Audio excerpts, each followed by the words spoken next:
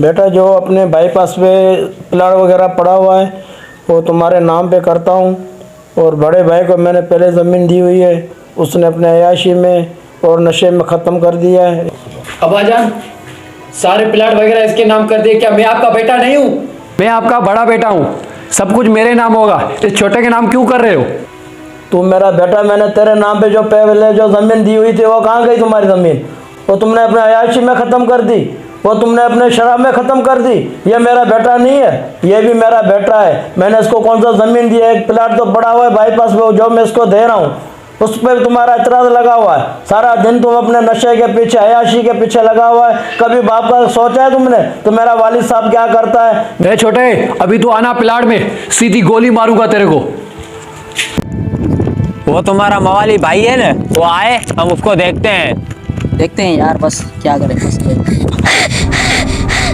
क्या हुआ छोटे? तेरा भाई हथियार लेके आ रहा है।